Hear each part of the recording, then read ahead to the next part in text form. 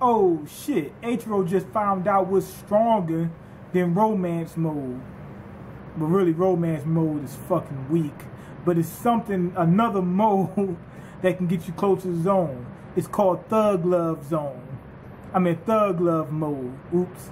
Anyway, Natsu, she knocked her opponent right out the fucking box. They said that because she'd been getting some of that thug loving. H-Row was listening to Tupac for too long, and he started giving her that thug love. So she was able to play her opponent, and this opponent is an opponent that would give her some trouble. She knocked her right out the box.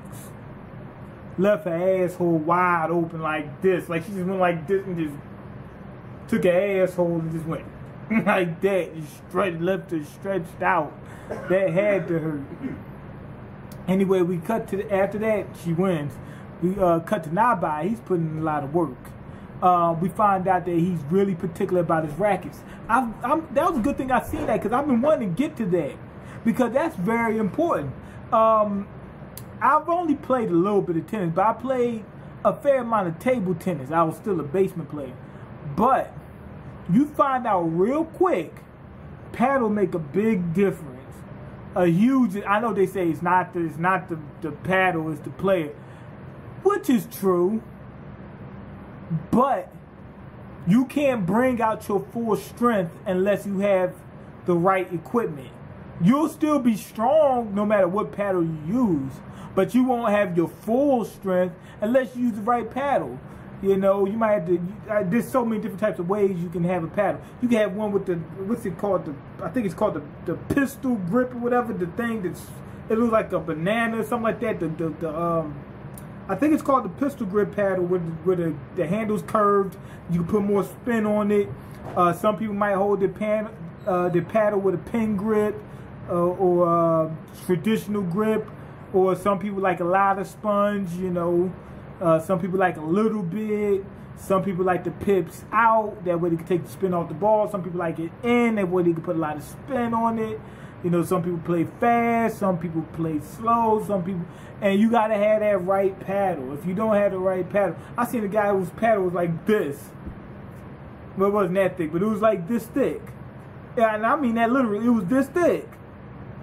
He had a lot of sponge, and the wood was a little bit thicker too. He liked the weight. He wanted a thicker paddle for more weight. You know, so it makes a big difference. The racket makes a big difference. Not only that, once he finds out what he likes and what suits his style, he wants to make sure that he keeps using that same thing. If you use something different, it throws you all off. When you're new, you don't know what it feels like to, you know, get used to using the paddle. So any paddle feels the same, or a racket feels the same. But once you get used to playing it and you playing your style, and you get used to the feel of it, the balance, the way, you know, it becomes like playing, like he said, like it becomes like his second hand, a third hand. And if you switch it out, you're gonna reject it. It's gonna feel funny. He said that he didn't even want to play with somebody else's racket, not because he couldn't, was because when he goes back to his regular racket, it's going to throw him off. Because he'd start getting used to this new racket, and then when he goes back to his regular racket, he's got to get used to that as well. Man. But anyway, turns out, Nabai used to be real soft on the court. They said he used to be made like ice cream.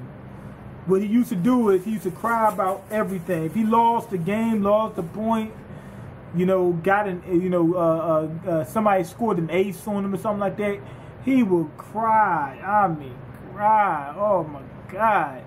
It was like that Dial Baby Alive. That's basically what he was. Every 2 minutes he would cry about it. But they said he's broke that a long time ago, and now he's perfectly fine. They said, matter of fact, he's the strongest mentally on, you know, that they've seen. But it was crazy because he wasn't always like that. H-Row was pretty much always like that. So he doesn't even have that problem. But Nabai did. So I wonder why they bringing that up. They could be bringing it up just to say, hey, some people advance, or some people are born naturally like that. That's one thing. Or they could be saying that that could creep back up. Like they could break him. You could break Nabad and frustrate him enough, and then he'll be back to his old self. But I'm not exactly sure. But either way, we know that people can advance, you know, past that level. So Nabad is no longer a bitch on the court. That was good. Also, he said the second one to do this.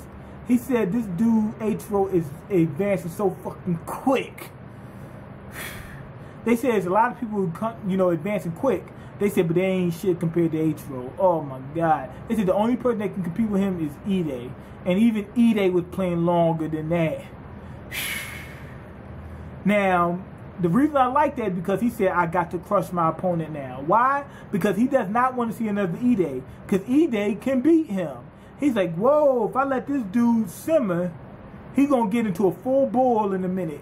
If I lose to this guy, I'll probably never beat him again. If I win, I'll crush him, and next thing you know, I could beat him, you know, from then on, or whatever. You know, it's a possibility that he could just win that battle, and then next thing you know, you get that confidence, and you start training more, and next thing you know, you're on that level. Now he's been created a new Ide. He says, no. He said, we're going to crush it. Crush our enemy right now. He said, no, you don't get that. Nah, not on my watch. Anyway, H-Row, he finally getting a little bit of ass. Now he's Superman. Because once the match starts with Nabai, he's scoring all aces. Basically, he's getting that thug love mode. Giving a little bit of thug love, and now he can, you know, and all that type of jazz. But he said that he could he's getting closer to the zone. So basically what they're saying is he's not in the zone. Nabai just started, so he's just getting warmed up. He's got to get his engine started. So eventually Nabai's going to come back. I'm thinking that the reason why they said that he's getting closer to the zone is because he's going to get into the zone in that match in order to be able to win or not win. His mom also said that, yo, I'll let you go pro if you can beat this dude. So I'm thinking he's going to lose because we're waiting for the All Japan Junior, whatever it is, the next tournament or whatever that he's supposed to enter that he has to win. Plus, even if he loses but gets real close, we know he can win next time. But anyway, I'm going to go ahead and give this episode a 4.5 out of 5. From middle to the end was very entertaining. The beginning, Natsu thing, who really cared about that? Oh, love conquers all. Thug love conquers all.